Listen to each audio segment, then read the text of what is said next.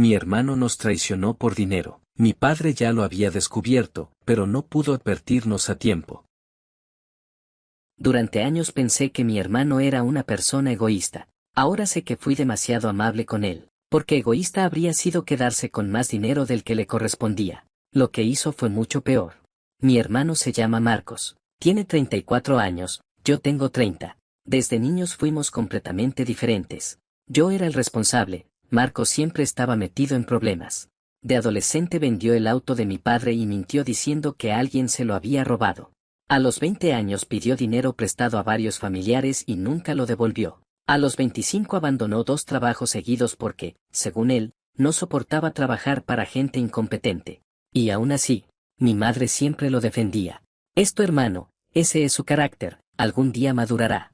Yo también lo defendía y ese fue mi error. Nuestro padre era todo lo contrario. Era estricto, trabajador. Y tenía una regla que repetía constantemente: si quieres algo, gánatelo. Marcos odiaba esa frase. Siempre decía que papá me trataba mejor. Yo le decía que no era cierto, pero, siendo honesto, sí había una diferencia. Mi padre confiaba más en mí. No porque me quisiera más, sino porque sabía que podía contar conmigo. Cuando tenía que pagar una factura, me llamaba. Cuando necesitaba ayuda con algún trámite, me llamaba. Cuando tuvo problemas de salud, fui yo quien lo acompañó a las consultas. Marcos aparecía de vez en cuando. Llevaba flores, se quedaba 20 minutos y se iba, pero mi padre jamás hablaba mal de él, nunca, hasta el último día. Mi padre murió hace 2 años. Y todavía recuerdo el momento en que el médico salió de la habitación. Mi madre estaba llorando, yo estaba sentado en el pasillo. Marcos llegó casi 1 hora después y lo primero que preguntó fue: ¿ya hablaron con el abogado? No cómo está mamá, no cómo murió, no. Preguntó por el abogado. En ese momento pensé que simplemente estaba preocupado por el futuro. Hoy sé que ya estaba pensando en la herencia. Mi padre dejó una casa, algunos ahorros, una pequeña inversión, y una cuenta destinada a la jubilación de mi madre, nada extraordinario, pero suficiente para que mi madre pudiera vivir cómodamente. La casa era lo más importante, había sido de mis abuelos. Mi padre había pasado toda su vida allí y cuando murió, yo asumí que la venderíamos algún día, pero el testamento decía algo diferente. Mi padre había dejado la casa a mi madre mientras ella viviera. Después de su muerte, la propiedad pasaría a sus 2 hijos por partes iguales. Era justo. Marcos no estaba de acuerdo, dijo que eso no tiene sentido. El abogado le explicó que era exactamente lo que nuestro padre había establecido. Marcos comenzó a discutir. Papá sabía que yo necesitaba más dinero. Yo no dije nada, pero mi madre intervino. No vamos a discutir esto ahora. Durante los primeros meses no pasó nada, pero Marcos comenzó a visitar a mi madre mucho más seguido. Al principio me pareció algo bueno, pensé que finalmente estaba intentando acercarse a ella, hasta que mi madre empezó a repetir cosas extrañas. Marcos dice que deberíamos vender la casa. Marcos cree que tú quieres quedártela. Marcos piensa que papá cometió un error. Yo intentaba explicarle que no era así, pero mi madre comenzó a ponerse de su lado. Una noche me dijo: tu hermano también necesita ayuda. Él tiene deudas, quizá debería ceder un poco. Ahí me molesté. ¿Ceder qué? La mitad de la casa. La miré. Mamá, eso es exactamente lo que dice el testamento. Pero tú tienes trabajo, y Marcos está pasando por un momento difícil. Siempre está pasando por un momento difícil. Mi madre se quedó callada y por primera vez me di cuenta de que Marcos estaba consiguiendo algo que jamás había logrado conmigo. Estaba haciendo que mamá se sintiera culpable por no darle más. Unos meses después recibí una llamada de mi madre: necesito que vengas. Cuando llegué, Marcos estaba allí. Sobre la mesa había varios documentos. Uno de ellos era una propuesta para vender la casa. No voy a firmar esto, dije. Marcos sonrió. Nadie te está obligando. Entonces, ¿por qué estoy aquí? Porque mamá quiere vender. Miré a mi madre. Ella estaba nerviosa. No quiero problemas entre ustedes. Mamá, no habrá problemas si respetamos lo que papá dejó escrito. Marcos golpeó la mesa con la mano. Papá ya murió. Fue la primera vez que lo vi perder completamente el control. Y la casa sigue siendo de mamá. No, respondí. Después será de los dos. Me miró con odio. Siempre tienes que quedarte con todo, con la atención. Papá te prefería. Ahí estaba, la verdadera razón, no era solo dinero. Marcos llevaba años resentido conmigo, pensaba que nuestro padre me había dado una vida que él merecía y ahora estaba decidido a cobrar esa deuda. Después de aquella discusión dejé de hablar con él, pero las cosas empeoraron. Mi madre empezó a recibir mensajes diciendo que yo estaba intentando convencerla de vender la casa y quedarme con todo el dinero. Era mentira. Yo tenía esos mensajes porque mi madre me los enviaba, siempre terminaban igual. Marcos dice que tú, Marcos piensa que, Marcos escuchó que. Era como si estuviera construyendo una historia donde yo era el enemigo. Un día mi madre me llamó llorando.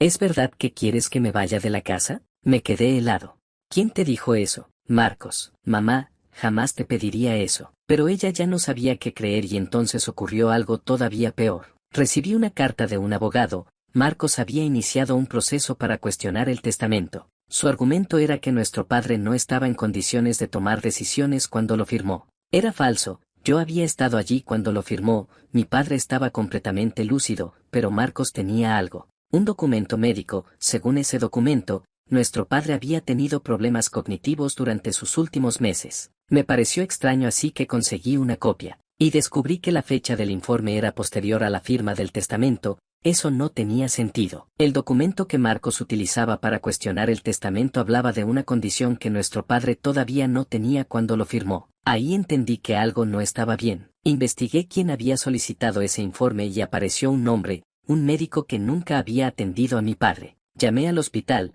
no podían darme información completa, pero sí confirmaron algo. Ese médico no pertenecía al hospital y el informe no formaba parte del historial oficial, era una falsificación.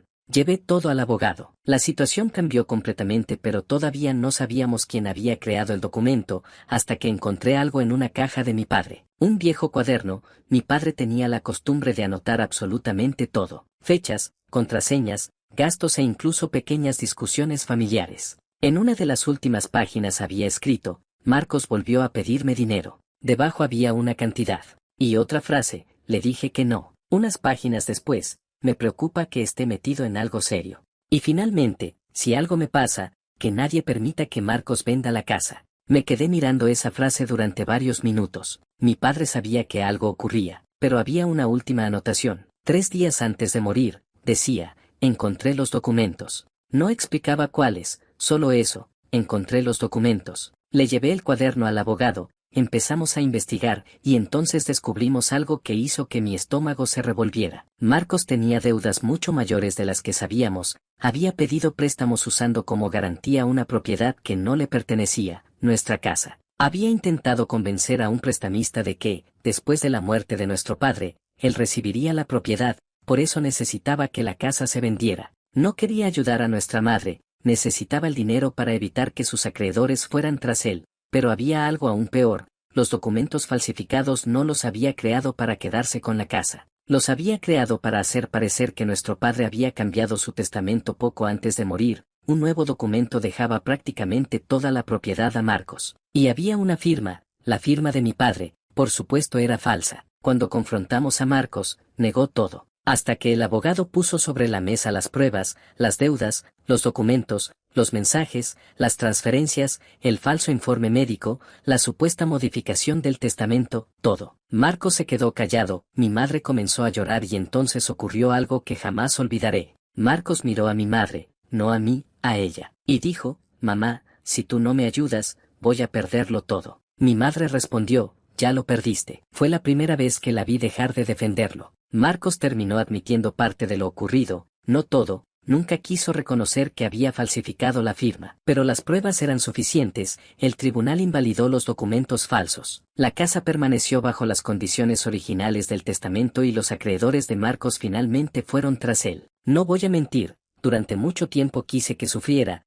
quería que perdiera todo, que entendiera lo que había hecho. Pero después de unos meses me di cuenta de algo: el castigo más grande no era que perdiera la casa, era que había conseguido destruir su propia familia. Mi madre dejó de hablarle, mis tíos dejaron de defenderlo, sus amigos desaparecieron. Y yo simplemente dejé de considerarlo mi hermano. Eso es lo que más me sorprendió. Pensé que odiarlo sería fácil, no lo fue, porque cada vez que lo veía, también veía al niño que jugaba conmigo en el patio, al adolescente que me pedía que lo cubriera cuando llegaba tarde, al hermano que alguna vez estuvo conmigo cuando murió nuestro abuelo, pero también veía al hombre que había intentado robarle la casa a nuestra madre. El hombre que había falsificado la firma de nuestro padre, el hombre que estuvo dispuesto a destruir a toda su familia por dinero. Hace 6 meses recibí un mensaje suyo. Solo decía: ¿podemos hablar? No respondí. Después llegó otro. Solo quiero arreglar las cosas. Tampoco respondí. Y finalmente llegó el último. Papá no habría querido que termináramos así. Lo leí varias veces y pensé en la última frase que mi padre había escrito en aquel cuaderno. Si algo me pasa, que nadie permita que Marcos venda la casa. Mi padre lo conocía mejor de lo que yo creía, pero había algo que no había previsto, que su hijo no solo intentaría vender su casa, intentaría destruir a su propia familia para conseguirlo. Nunca le respondí a Marcos y probablemente nunca lo haré, porque hay cosas que una persona puede hacerte y que, aunque algún día seas capaz de perdonarlas, ya no puedes volver a confiar, y yo aprendí algo muy doloroso sobre la familia. Compartir la misma sangre no significa que alguien vaya a actuar como familia. A veces, la persona que más daño puede hacerte es precisamente la persona que creías que jamás lo haría. Gracias por ver este video. Si te gustó, danos like y suscríbete para más contenido.